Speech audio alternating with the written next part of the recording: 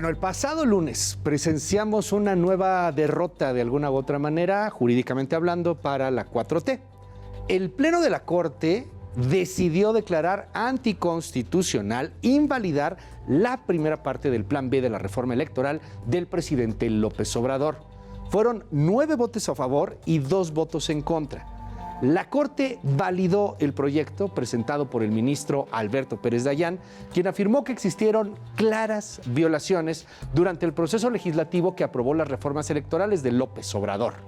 Dentro de su escrito, de su ponencia, el ministro expuso que las leyes modificadas por el Congreso no pasaron por un procedimiento legislativo ordinario, provocando una transgresión al principio de liberación democrática. Violación a los artículos 71 y 72 de la Constitución Federal, porque el decreto combatido se aprobó sin observar las reglas del procedimiento legislativo. La tramitación injustificada como de urgente u obvia resolución en la Cámara de Diputados y las irregularidades cometidas en ella y en las comisiones de la Cámara de Senadores impidió su conocimiento pleno y la deliberación democrática real, cualitativa y de fondo. Esta propuesta fue apoyada por la ministra Margarita Ríos Farjat, quien señaló que el denominado Plan B realmente no fue debatido en la Cámara de Diputados debido a que la oposición no pudo analizar la iniciativa. Todos los trámites fueron dispensados. Esta invalidez fue apoyada también por el ministro Juan Luis González Alcántara Carrancá, quien reconoció los vicios en el proceso legislativo. También se sumó a la aprobación del proyecto al señalar que el conjunto de violaciones afecta el cumplimiento del reglamento del proceso legislativo. Algo que sorprendió también fue el ministro Saldívar, que todo mundo pensaba iba a votar a favor de mantener el Plan B de la reforma electoral, pero no. Y es que fue claro lo que hicieron los legisladores para los ministros. Esto de votar al cuarto para las 12. Esto de votar sin leer incluso. Bueno, pero ¿quién sí apoyó el Plan B de la 4T? Las dos ministras, Loreta Ortiz y también Yasmín Esquivel, consideraron que no había motivos suficientes para invalidar el decreto por el que se reformaron las leyes. Es hora de que el Tribunal Pleno no ha pronunciado un verdadero estudio de fondo sobre el contenido. Limitarse al examen del proceso de creación del decreto que reformó dicha ley general e invalidarlo por los supuestos vicios de procedimiento que se le atribuyen colocará a esta ley en una situación de mayor inconstitucionalidad de la que tenía antes de ser reclamada, porque desaparecerán las normas con las cuales el Congreso de la Unión dio cumplimiento a lo ordenado por esta Suprema Corte. Consecuentemente, no solo estoy en contra de la invalidez del procedimiento legislativo que se propone, sino sobre todo en contra de la falta de estudio de los demás temas planteados en las demandas, porque considero que al limitarnos simplemente a expulsar del orden jurídico el decreto reclamado sin analizar el contenido de las normas reclamadas, que es lo que realmente le interesa a la ciudadanía, se deja de cumplir con el mandato constitucional que nos obliga en forma expresa a privilegiar la solución del conflicto sobre formalismos procedimentales. El respeto a la división de poderes también es respetar la Constitución. Es cuanto, ministra presidenta. Bueno, para la 4T lo que hizo la Corte fue pasar por encima del Congreso y del pueblo. Dicen en la Cuarta Transformación que vino una violación, de hecho prácticamente una suplantación de poderes. Por otro lado, la oposición está celebrando y considera que va a pasar lo mismo con la siguiente parte del Plan B y también con las reformas que fueron aprobadas hace algunas semanas en lo que llaman el Viernes Negro. Muy buenas noches, yo soy Luis Cárdenas, esto es Contra Cara, comenzamos.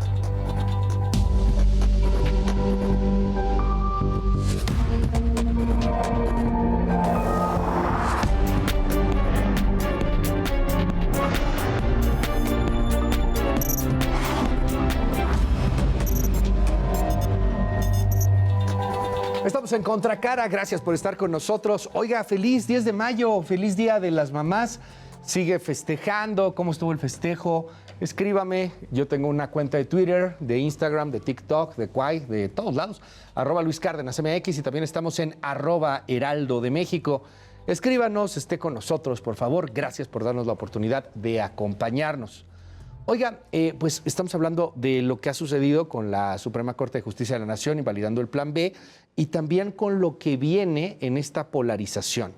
Unas horas después de la declaratoria de invalidez hace unos días allá en la Corte, el presidente de la Junta de Coordinación Política en el Senado, el senador Ricardo Monreal, señaló que la Suprema Corte de Justicia de la Nación enmendó la plana del Congreso. Es algo muy raro lo que pasa con Monreal. Monreal no estaba a favor del Plan B, no estaba a favor de aprobar el Plan B como aprobaron el Plan B, y de hecho el lunes estaba de alguna u otra manera contento, estaba bien, estaba celebrando que la Corte les hubieran enmendado la plana en el Senado.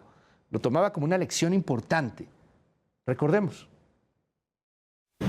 Creo que la Corte es parte de la República, es uno de los poderes y simplemente lo que se refleja es que como nunca hay un equilibrio, hay un contrapeso en las decisiones que se toman y hoy nos tocó al Poder Legislativo que nos enmienden la plana, dado que se aprobó a juicio de ellos con vicios en el procedimiento. Y ellos tienen los elementos porque la Constitución los consagra como la instancia de revisión de nuestros actos. Y es el equilibrio, es el contrapeso, es lo que sucede en el país. No hay un poder que se sobreponga a los otros y eso a mí me tiene tranquilo. A ver, esto lo dice Monreal prácticamente minutos después de que la Corte batea la primera parte del Plan B. Pero todavía no llegaba la mañanera, todavía no estaba la reacción del presidente de la República, que al día siguiente, martes, fue esta. No tiene remedio el Poder Judicial, está podrido. Están actuando de manera facciosa. Imagínense componerle la plana al Poder Legislativo. Es de sentido común, de juicio práctico. El Poder Ejecutivo lo elige el pueblo. A mí me eligieron.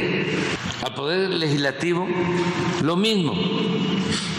Se elige a los diputados, se elige a los senadores. El Poder Ejecutivo y el Poder Legislativo nombran a los ministros de la Corte.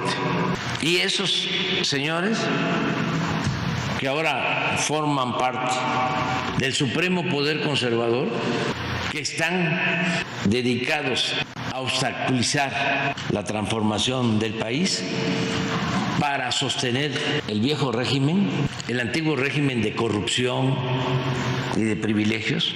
Ellos deciden que una ley enviada, una iniciativa de ley enviada por el Ejecutivo, aprobada por la Cámara de Diputados y por la Cámara de Senadores, no es válida porque los legisladores violaron los procedimientos internos que ellos, los legisladores, tienen aprobados de manera autónoma, en forma independiente. No violaron absolutamente nada, nada. Pero en un acto de prepotencia y de autoritarismo se atreven a cancelar la ley los ministros de la Corte, que están al servicio de una minoría rapaz que se dedicó a saquear al país y que quieren regresar por sus fueros. Donde manda presidente, no gobierna. Presidente de la Junta de Coordinación Política, ni coordinador de Morena, ni aspirante, ni corcholata. Donde manda presidente, no gobierna. Corcholata o aspirante de corcholata. Escuchaba usted primero a Ricardo Monreal diciendo, sí, la Corte nos enmendó la plana. Achis, los mariachis. Ya habló el presidente López Obrador, ¿verdad? Cambió radicalmente el discurso Ricardo Monreal. Amenazó incluso, hasta con juicio político, a los ministros de la Corte. Vaya, vaya. el Poder Legislativo tiene facultades de control parlamentario sobre los ministros de la Corte. Lo que sucede es que no los hemos ejercido, pero este Senado o el Congreso nombra a los ministros de la Corte y tenemos la expectativa, posibilidad y facultad de citarlos a comparecer, y también tenemos un recurso que poco se agota, que es el juicio político en caso de que se vulneren principios fundamentales de la Constitución y se reitere sistemáticamente la violación o la invasión de facultades de otros poderes. Monreal 1, Monreal 2, vaya, camaleónico a final de cuentas. Y luego le responde también en el Senado, en la Comisión Permanente, están muy contentos en la oposición, eso también hay que decirlo, el senador Damián Cepeda. Ni en su mejor sueño, ni se va a aprobar la reforma constitucional del presidente de la República porque no tiene 2/3 partes, ni se va a aprobar jamás un juicio político contra ministros y ministras por hacer su trabajo porque no tienen 2/3 partes. Y la Constitución habla de que se necesitan 2/3 partes del Senado para poder aprobar juicio político. Así es que no anden con cosas. Mi consejo es que acepten que hay división de poderes, que acepten que tuvieron una reforma ilegal. Y mi consejo gratuito que no causa honorarios es: no quieren que les declaren inconstitucionales las leyes, es bien sencillo, hagan dos cosas. Primero, no aprueben leyes que vayan contra la Constitución, y segundo, respeten el proceso legislativo. Pues sí, no habrá juicio político, pero ¿qué es eso del juicio político? Bueno, el juicio político es un procedimiento de orden constitucional que realizan las cámaras del Congreso. La Cámara de Diputados funge como órgano de acusación y la Cámara de Senadores como órgano de sentencia. Cuando los actos u omisiones de los servidores públicos, señalados por el artículo 110 de la Constitución, actúen en perjuicio de los intereses públicos fundamentales por violaciones graves a la Constitución, a las leyes federales que de ella emanen, así como por el manejo indebido de fondos y recursos federales. O sea, en español, el juicio político es quitarle a los ministros de la Corte la chamba de ministros de la Corte e inclusive ponerlos a disposición. Eso no va a pasar porque para que eso suceda necesitas una mayoría calificada, así se le llama, es decir, las 2/3 partes del Congreso de la Unión, cosa que no tiene la 4T. Si lo tuviera, probablemente ahí sí podría no solamente haber juicio político, sino que podrían disolver la misma Corte, la Suprema Corte de Justicia de la Nación. Se ve muy complicado que pase, pero mientras son peras o son manzanas, pues se pone buena la grilla. Y cuando se pone buena la grilla, no puede faltar Noroña. Lo malo es que esta Suprema Corte de Injusticia ni siquiera es de humor negro ni de humor involuntario. Es una corte golpista. Como la oposición no tiene mayoría ni la tendrá, no puede ganar las elecciones ni las ganará, requiere de algo que lo saque a flote, y ese algo es lo que queda del poder conservador, lo que queda del poder corrupto, en absoluta descomposición. Si recorrieran sus territorios, se darían cuenta que el pueblo está agraviadísimo porque no hay justicia en este país. Los jueces venden sus sentencias. La gente quisiera que interviniéramos para decirles no que les hagan un favor, sino que hagan justicia hacia el pueblo. Y yo le digo a la gente, si con nosotros miren lo que están haciendo, y entonces la gente dice, pues que los quiten. Y mire que a muchos en este país les gustaría que quitaran a los ministros de la Corte y les gustaría que en un solo poder se concentrara todo, que fueran juez y parte. A mí en lo particular no, pero sé que a mucha gente sí. Y quiero conocer su opinión en @LuisCárdenasMX o en @Heraldo de México. Regreso con mucho más. Esto se llama Contracara. Voy a platicar con el senador César Cravioto.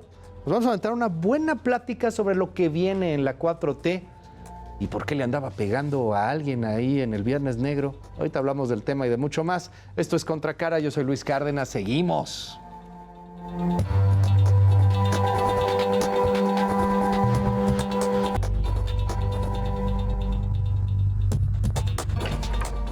Seguimos aquí en Contracara, gracias por acompañarnos. Y bueno, lejos de lo que platicábamos hace un momento, lo que está sucediendo con la Suprema Corte de Justicia de la Nación y cómo ya tumbaron el plan B de la reforma electoral y ahora viene el plan C, la neta es que faltan todavía 509 días, una cosa por el estilo, para que se acabe el sexenio, un poquito menos para que vengan las elecciones de 2024. Y se antoja un escenario harto polarizado. Hace una semana platicábamos aquí con Kenia López Rabadán y bueno, pues dedicamos un gran espacio a poder ver lo que está viendo la oposición con respecto al 2024 y al futuro del país. Pues ahora vamos con la Cuarta Transformación y está aquí con nosotros el senador César Cravioto. Bienvenido, César, gracias por estar. ¿Cómo estás? Bien, Luis, un saludo a ti, a toda tu audiencia, y aquí estamos con mucho gusto para hablar de este tema. Y bueno, y también a todas las mamás que nos están viendo en este día, pues que ya no vea política tantito, vea otra cosa, pero sí siga. No, sí, pero que bueno, las mamás mucho, que las mamás se politicen también, es importante. Al menos ven su día, hombre, pero bueno, está bien. Oye, César, bienvenido. Cuéntanos un poco. Primero, ¿qué impresión tienes de lo que pasó con la Suprema Corte de Justicia de la Nación? Esto fue hace un par de días, cuando 9 ministros, sorprende la votación, por ejemplo, de Saldívar, votan la primera parte del plan B de la reforma electoral. Entiendo que todavía falta otra parte y que de hecho la parte que falta es de las más sustantivas, de las más importantes. Así es.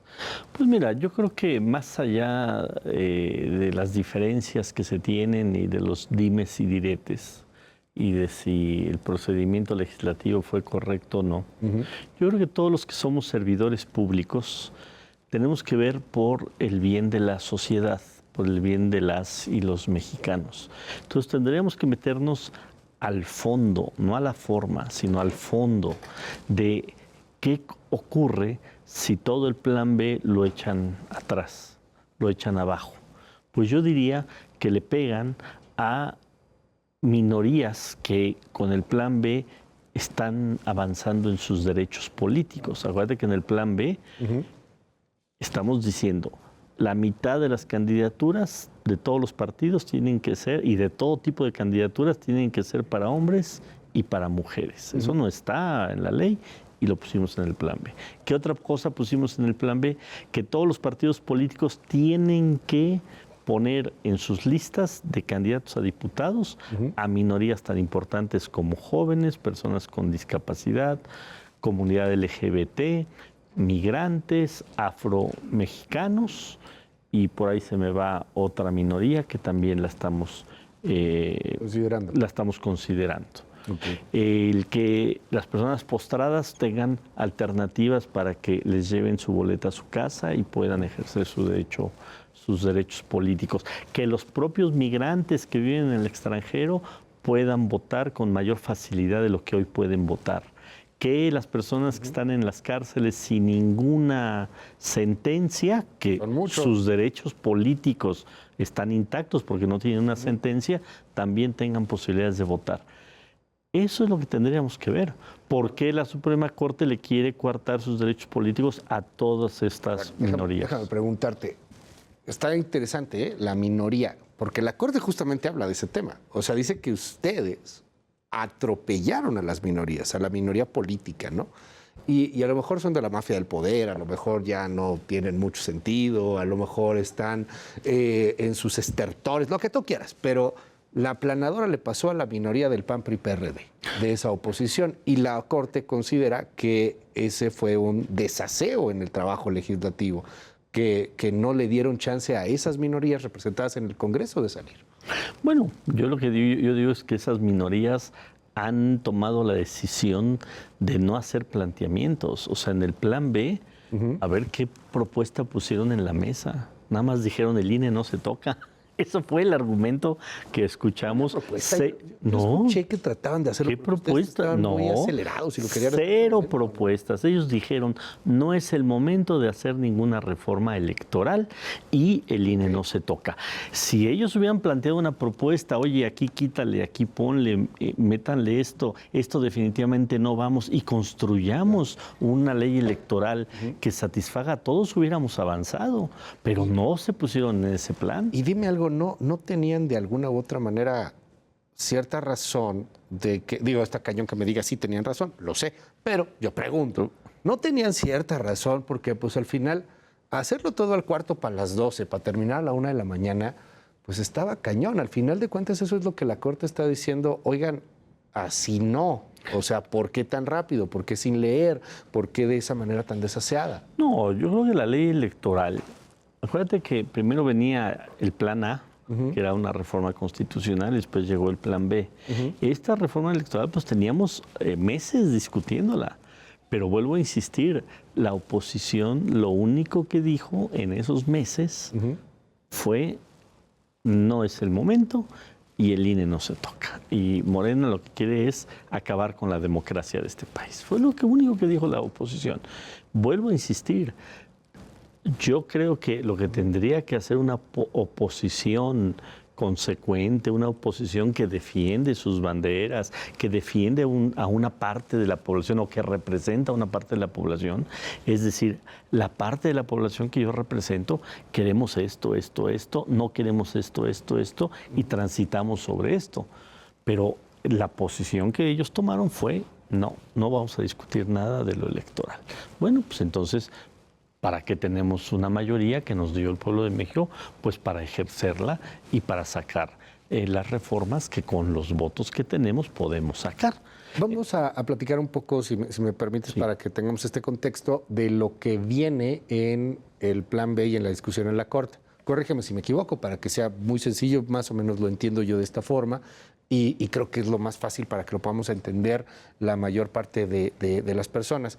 Esta primera parte que acaban de anular con respecto al Plan B tiene que ver sobre todo con el asunto de la comunicación, ¿no? Con el tema de que, pues, de alguna u otra manera, de forma abierta, funcionarios puedan apoyar a candidatos, con asuntos que tienen que ver con temas de si dices tal cosa, violas o no violas la ley electoral, que por cierto es muy estricta en el caso mexicano, mucho más que en otras naciones. Pero viene la parte más cañona del Plan B, el hacer chiquito al INE. ¿Qué es lo que va a discutir ahora la Corte? Bueno, dos preguntas. Uno, ¿qué eliminó la Corte? ¿Y qué sigue, César? Eso, esa primera parte, donde viene justamente la parte de la comunicación y de los derechos de libertad de expresión que todos tenemos. Cualquier persona que nos está escuchando y que puede ver, por ejemplo, cómo en Estados Unidos un presidente en funciones puede ir por su reelección. Y en la mañana está atendiendo el despacho y está hablando de los temas del país, y en la tarde está en un meeting.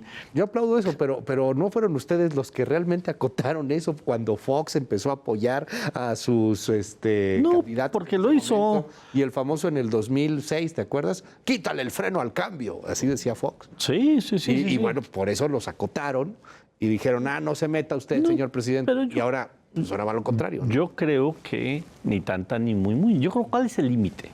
Desde mi punto de vista, el uso de recursos públicos. Ese debe ser el límite. O sea, es absurdo que un político no pueda hablar de política. O sea, es un contrasentido.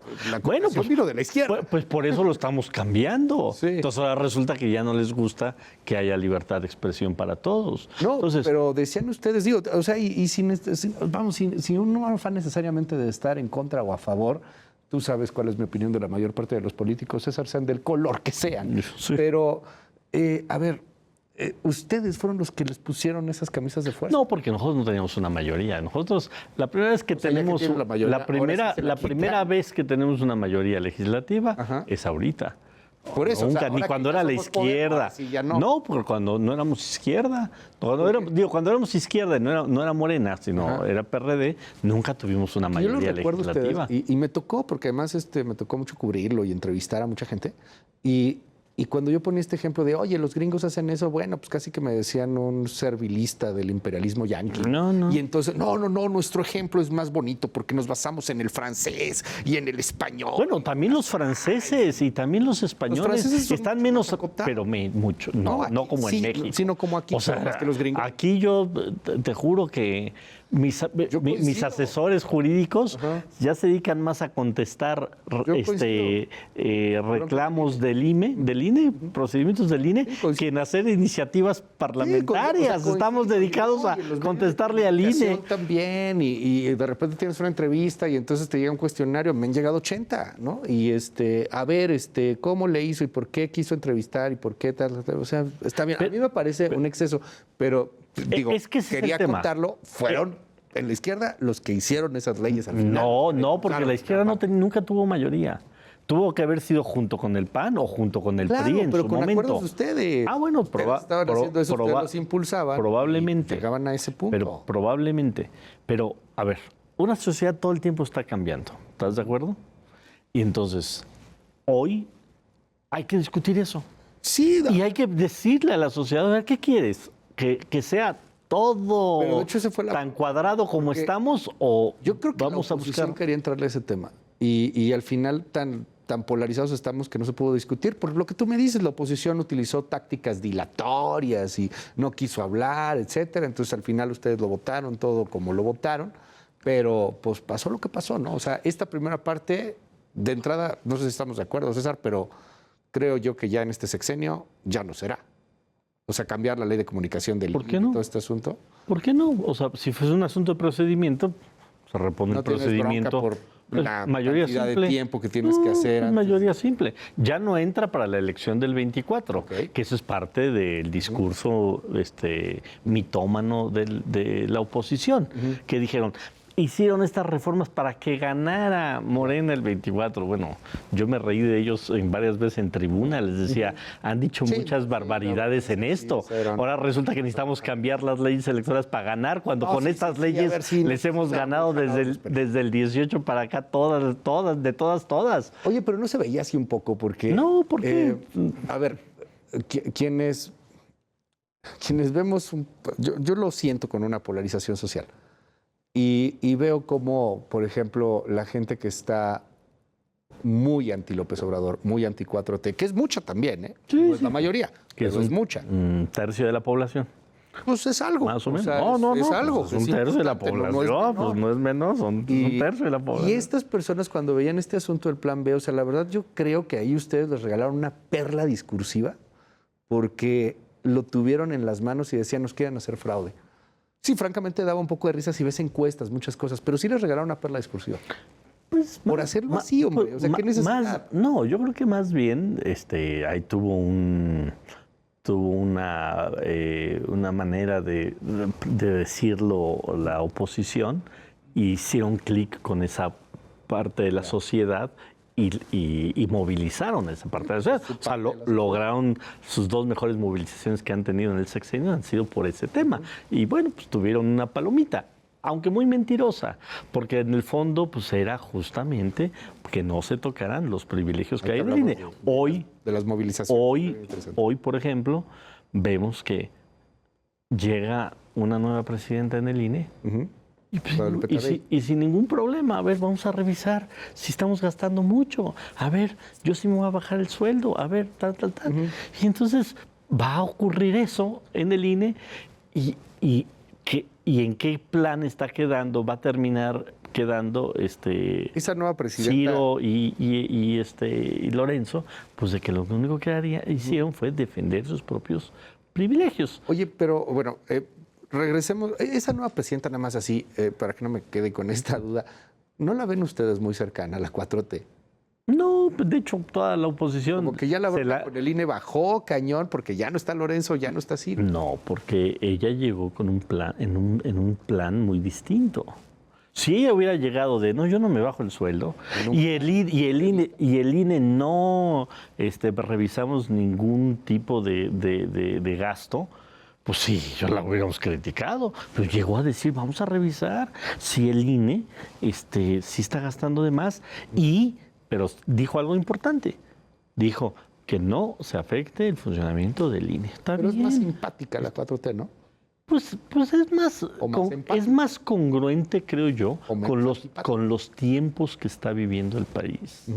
Y los tiempos que está viviendo el país, pues sí hay una petición ciudadana porque eso fue lo que ocurrió, o una exigencia ciudadana, eso fue lo que ocurrió en el 2018 y lo que viene ocurriendo en el país desde el 2018, de decirle a los políticos, tenemos que cambiar muchas de las formas en las que estaban las instituciones de este país. Bueno, yo ya me desvié del tema y, a ver, nos fuimos de pronto, porque con este asunto de la ley de comunicación, que fue lo que ya votó la Corte, pero regresemos, si me permite, César. ¿Qué onda con lo que viene? ¿Qué va a discutir la Corte? ¿Cuál es la parte B del plan B, que ahora es muy probable que también anulen? Los derechos de los que te estoy hablando, que son los que están en vilo, ahorita con la actitud de la Suprema Corte. Y después vienen las famosas 20 reformas que sacamos en la última sesión del Senado. Vamos a ver si actúan de la misma manera, pero otra vez vamos a poner... Ahorita hablamos del Viernes Negro. Vamos a poner en la mesa los derechos que estarían echando para atrás con lo que ganamos en esas reformas. En concreto con el plan B, ¿qué piensan ustedes ahí en Morena? O sea, ¿cómo creen que pueda llegar a votar la Corte? ¿Creen que vaya a cambiar esto? Los jurisconsultos y bueno, los expertos en el tema señalan, pues si ya fue así, lo más seguro es que la siguiente parte también la van a anular. Pero pues, luego la Corte da sorpresas. ¿Qué ven ustedes? Yo veo que van a actuar de la misma manera. O sea, que lo que ellos ya quieren es... o sea, tú sí ves que... ser un dique a todo el proceso de transformación del país. Están ya en esa actitud. Pero vuelvo a insistir, nosotros le tenemos que seguir ya hablando a la gente, a la sociedad, al pueblo de México y decirles, esto es lo que está votando la Corte, esto es lo que les está afectando. Y que la sociedad, pues... analice y que la sociedad nos evalúe a todos, porque parece que los únicos que somos servidores públicos somos el Poder Ejecutivo y el Poder Legislativo, pero el Poder Judicial también son servidores públicos y también se deben a su sociedad y también tienen que estar en el banquillo de la revisión de su actuación de la sociedad. Eso creo que está muy bien, porque ya nos lleva a que la sociedad cada día se fije más en qué hace un juez, en qué hace un magistrado, en qué hace un ministro, cuando antes pues pasaban muy de noche. O sea, los que estábamos más en la palestra, pues era el Poder Ejecutivo y el Poder Legislativo. Hoy, con todo esto que está pasando de la politización del país, pues la gente ya también está volteando a ver qué están haciendo los ministros. ¿Los ministros tendrían que ser políticos? Son servidores públicos. ¿El pueblo? Son servidores públicos. Una cosa es ser servidor público, otra es ser político en el sentido en el que estamos platicando, me refiero. No, son servidores públicos, no son políticos. Y si fueran electos, tendrían que ser políticos, ¿no? No, si fueran electos, pues simplemente van en su calidad de abogados, de conocedores de la ley y de la Constitución, a decirle a la gente, yo tengo esta expertise, voten por mí. No tendrían que hacer política necesariamente. Pero si van a votar por ellos, pues van a competir contra otros. Y bueno. Eso convierte esto en una campaña política. No, porque... No es una campaña de calificaciones técnicas. Sí, la gente al final de cuentas va a recibir, con quien le dé más confianza. Pero, por ejemplo, tú... ¿Te gusta Peso Pluma, César? No, fíjate que el fin de semana ahí lo anduve oyendo en Sonora, porque fui a Sonora estos días. No lo conocía. Imagínate un ministro candidato al lado de Peso Pluma. No, porque ¿por qué no? No, porque hay requisitos. ¿Por qué no? Peso Pluma no son abogados, para empezar. No, por eso. Entonces no podrían ser. No, yo no te estoy diciendo que sea Peso Pluma. Yo creo que Peso Pluma le va mejor como Peso Pluma que como ministro. Pero imagínate un ministro que se llame, no sé, como quieras, Panchito Zenobio. Panchito Zenobio haciendo campaña con Peso Pluma. ¿Pero cómo con Peso Pluma? Si Peso Pluma no es abogado. O sea, la gente va a votar por eso, César. Imagínate al Peso Pluma con el abogado doctor en Derecho, Panchito Zenobio. Pero Peso Pluma ¿y la gente por quién crees que va a votar? No, pero si Peso Pluma no va a obtener los requisitos para poder competir. A ver, pero es que no nos estamos entendiendo. Peso Pluma no juega. Peso Pluma sería así como en el cierre de campaña de Delfina o de Guadiana o de quien tú quieras, va y canta a alguien, así como cantó Belinda en el cierre de López Obrador. Imagínate a Peso Pluma a un lado del candidato candidato a ministro en la Corte y dime si la gente no va a votar por él. No. Pero voy más allá, querido César. Hay que ver primero qué reglas debe haber en esa votación. ¿Sabes qué preocuparía? No sería las mismas reglas que en una votación de un diputado que busca el voto de un Imagínate que ese ministro que llega con ese apoyo curioso de Peso Pluma, que por cierto tiene otros apoyos curiosos, que en algunas de sus rolas dice yo defiendo la tierra del señor Guzmán,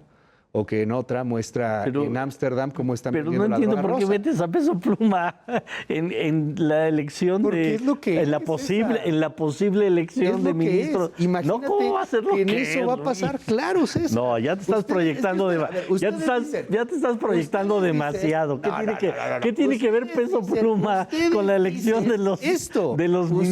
Ustedes dicen clarito que los ministros de la Corte sean electos por voto popular. Sí. Y yo te digo, en algún momento un ministro puede tener a alguien tipo Peso Pluma o Belinda o quien tú quieras, de repente en una fotografía para su campaña, porque, perdón César, la gente, y tú lo sabes, porque eres de izquierda, porque vas y te desgastas la suela de los zapatos. La banda en la calle no está pensando quién tiene mejor la tesis de doctorado, ni tampoco cuál es su opinión sobre el common law con respecto al sistema inquisitorio, con respecto al sistema judicial de cualquier otro lugar. O sea, la gente vota en una campaña por políticos. Eso hacen ustedes. Y los ministros son técnicos. O esa es la idea. En varios países. Sí, no, y por supuesto, insisto, tienen que ser abogados y tiene que haber requisitos.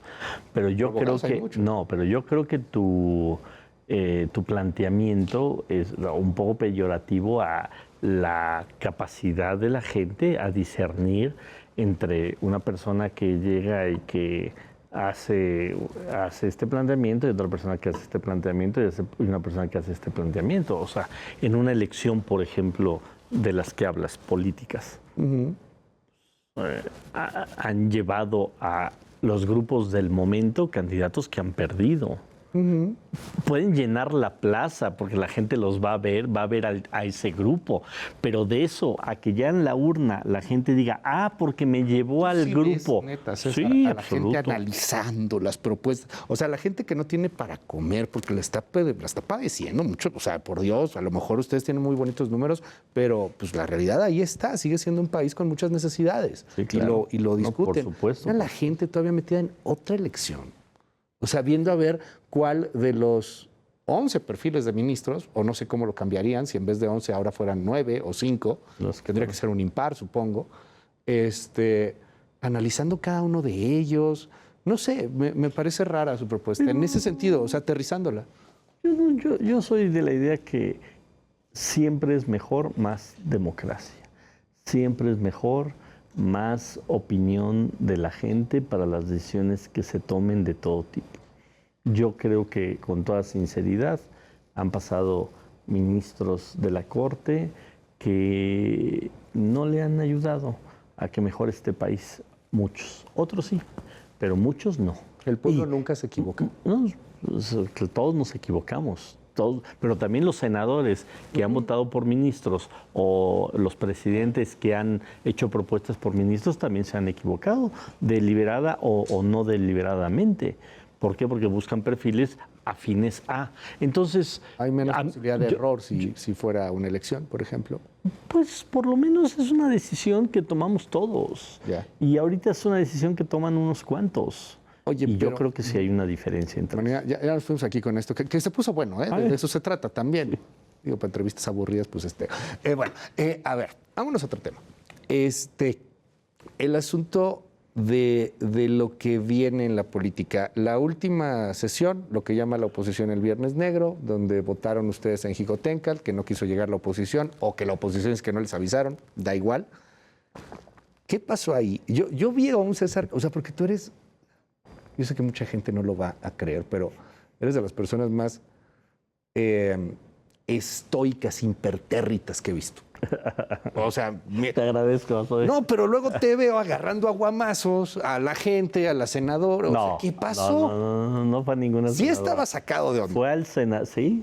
Sí, o sea, sí ya era. Lo dije en mi video, no es correcto que le haya dado 3 manazos a un senador, no senadora, al senador Cabeza de Vaca, al hermano de Cabeza de Vaca, Francisco García Cabeza de Vaca, del exgobernador de Tamaulipas. Tamaulipas. Otro candidato aspirante presidente. Sí, que le han encontrado como una fortuna como de 900 millones de pesos, nada menos y nada más. Pero bueno, fue con él. Y no fui yo, o sea, no empecé yo. Y en el video se ve claramente, yo estoy agarrando. ¿Qué pasó? Porque sí es importante siempre eso, porque luego se sesga todo y no se dice. Toman la tribuna, porque no les gustó una votación, están en su derecho. Toman la tribuna, pero senadoras de la oposición subieron con una manta y taparon al presidente del Senado. Alejandro o sea, le pusieron la manta encima, lo cual es pues una descortesía y una falta de respeto. ¿Ha pasado también en bueno, pues está bien. ¿Te acuerdas la legisladora en la Cámara de Diputados que le puso hacia la parte en la cara a Santiago Krill? Luis, pero antes las críticas eran... pero antes las críticas eran a los que tomaban la tribuna y ahora parece que la crítica es a los que defendemos que no tomen la tribuna así, pero bueno, está bueno. Yo siempre he criticado a todo Está bueno. Yo siempre he criticado a Está bueno. Y si es alusión personal, yo siempre he criticado a todo mundo. Entonces, ¿qué hace Armenta? Pues se quita la lona y la avienta hacia abajo. Y 2 senadoras de Morena pues la agarran para que no la vuelvan a subir. Y senadoras de la oposición se arma y tratan de subirla. Entonces yo me subo y agarro la lona. Y ahí la tenía agarrada. Y estábamos discutiendo, pero con la lona agarrada y respetando a todos. Llega este señor Cabeza de Vaca y me agrede para que quite la lona y entonces le tiro 3 manotazos a su mano, también no pasó de ahí. A su mano le tiro y nos hacemos de palabra, me amenaza y pasa eso. Yo todavía doy una conferencia de prensa. Yo todavía tenemos una reunión del grupo parlamentario a ver qué hacíamos. Todavía después nos vamos a comisiones a votar lo de la ley minera. Hasta que subo a mi oficina, me dicen, eres tendencia. ¿Y por qué soy tendencia? Porque dices que le pegaste a una senadora mujer. Bueno, en el video se ven unas senadoras al lado de al lado. Está, a ver, imagínate que le hubiera pegado ahí. Tienes una mano aquí. Sí. Y luego al lado está la otra mano. No. Si das un... Pues, ¿qué te digo? Yo no estoy diciendo que seas misógino, que le has pegado. No le pegué. No, yo subí el video, ¿qué Luis. te digo? Pues no, pero... Sí, no lo subiste pero no hay... Ofreciste además una disculpa en el sentido de tu actitud, eso sí. Sí, así lo hice. Pero demostré en el video que le estoy dando 3 manotazos a Cabeza. De hecho está la foto. Hasta el video. Está la imagen, el video. Hasta el video de Lili Telles se ve claramente. Mira, ahí está, es Cabeza de Vaca, es Cabeza de Vaca. Le pegas a Cabeza. Es Cabeza de Vaca, ya. Mira, si ahí le pago a una mujer, ¿sabes qué pasa? Se hace el escándalo terrible ahí. ¿Quién estaba al lado de Cabeza? Pues Era una senadora. Hay 2 o 3 senadoras, pero todas son a la misma mano. Todas son a la misma mano. Está bien. Todos son a la misma mano. A ver, pasó lo que pasó, César. Pero a mí esto me suena, yo soy muy ocurrente, pero a mí me suena metáfora de lo que viene.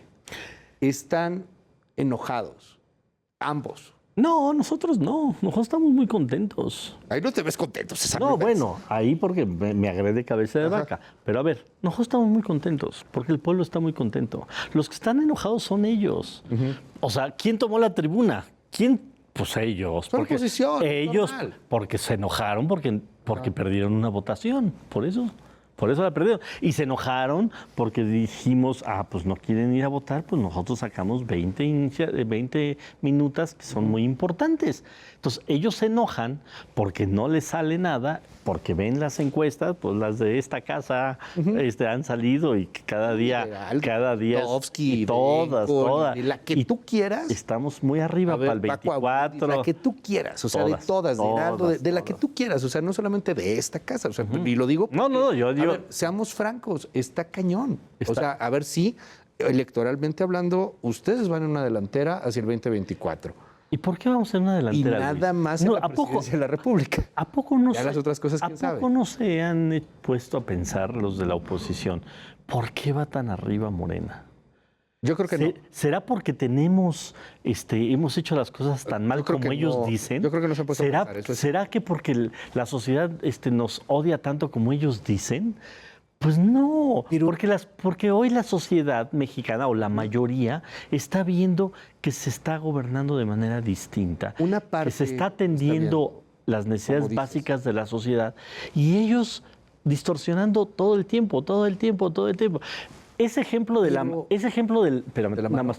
mano es muy bueno para decir cómo cuando dicen, o sea, yo me equivoco porque manoteo 3 veces a un senador. En lugar de que digan, Cravioto se equivocó porque manoteó a un senador. No, tratan de decir una mentira y dicen, Cravioto le pegó a una senadora. Y entonces ahí pierden porque están mintiendo. Okay. Si sobre el hecho de que yo manoteé a un senador hubieran dicho, Cravioto manoteó a un senador, bueno, pues yo me paro ante la sociedad y digo, pues sí, me equivoqué y manoteé a un senador. Pero cuando ya mienten con dolo, es cuando pierden, porque tratan de decir una mentira sobre un hecho que fue real y que no me parece orgulloso, pero dicen una mentira y pierden más de lo que ganan. Tú hace rato me lo dijiste, tú me diste el dato, y tomo tu dato. Creo que puede ser distinto, pero tomo tu dato. 1/3 de la población no los quiere. Y así... Pero 2/3 sí. Pero 2/3 sí, qué bueno. Quizás sea más, quizás sea menos. Por ahí más. Vamos a quedarnos en el dato que tú estás diciendo. No, y que dan todas las encuestas. El tema es que no es cabeza de vaca, no es Lili Téllez, es 1/3 de la población.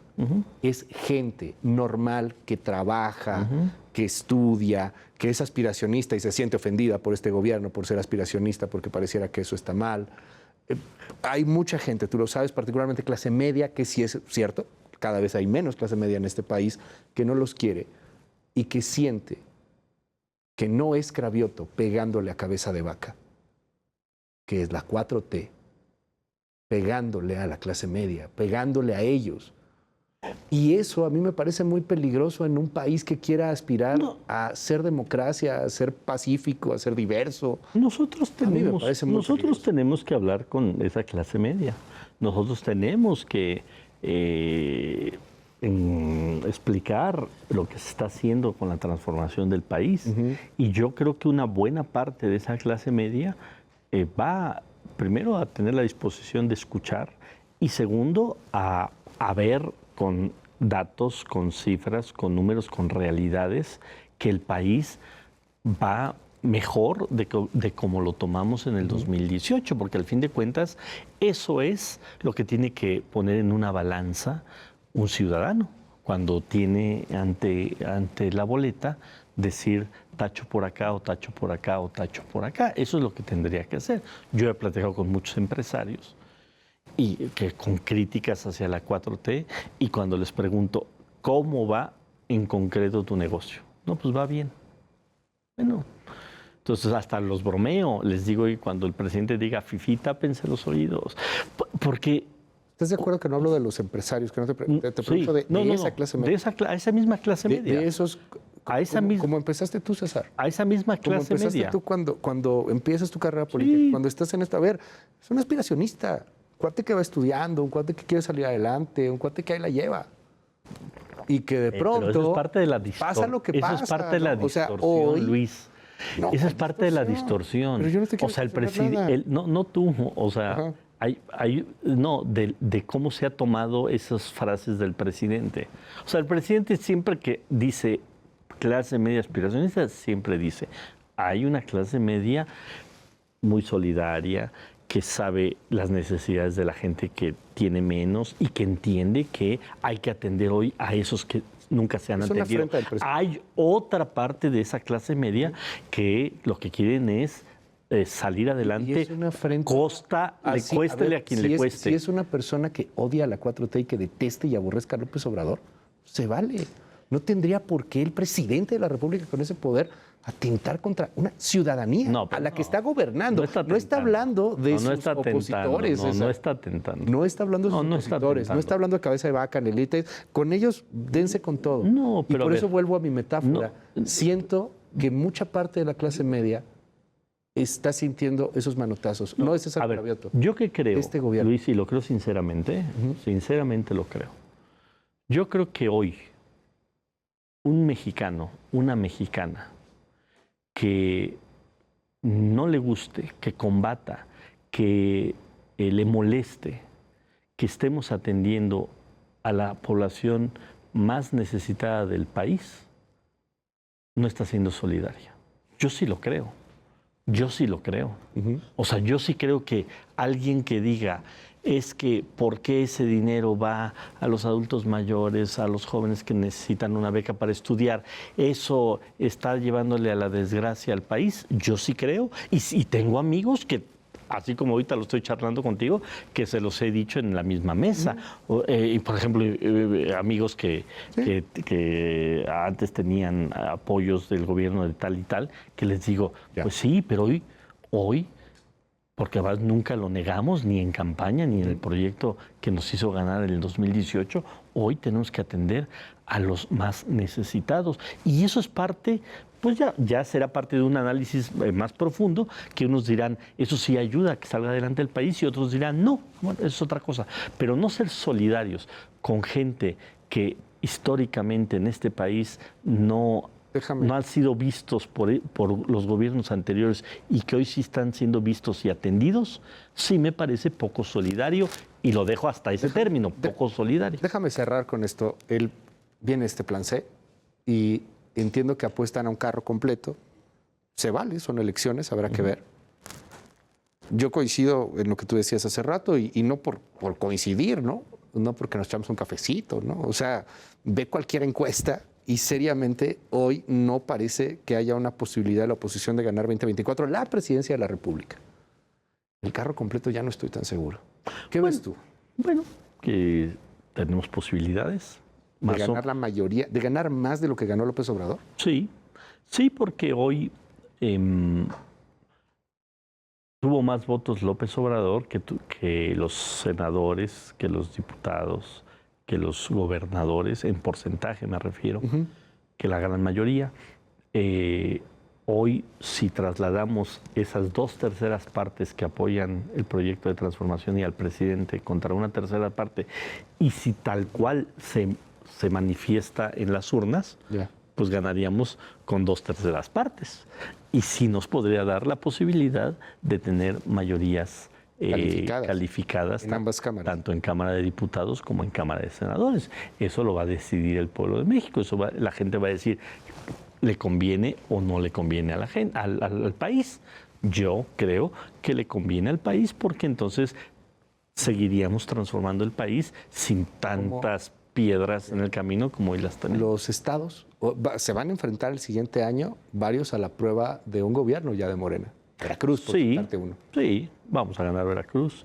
Vamos a sacar la Ciudad de México, que se nos complicó en el 2021, pero vamos por Yucatán, que hoy gobierna el PAN, pero vamos por Guanajuato, que hoy gobierna el PAN, vamos por Jalisco, que hoy gobierna Movimiento Ciudadano, vamos a referendar, a buscar referendar Chiapas y Tabasco, por supuesto, y creo que son las que, por ahí se me está yendo tal vez un estado, pero son los estados que se juegan.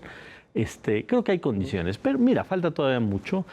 También cuando estás en el gobierno no puedes echar las campanas al vuelo. Eso sería un error histórico que cometeríamos. Tenemos que trabajar, tenemos que tener buenos candidatos, tenemos que hacer campaña, pues para ganar. Esto no solo es la marca, ni solo es el presidente de la República. César Carabiotto, un gusto poder platicar contigo, Luis. Y además así con apertura, sinceridad. No, pues mira, como dices, podemos no coincidir, pero cuando hay buena disposición de dialogar, de platicar, y yo te agradezco y siempre te lo he agradecido, Luis.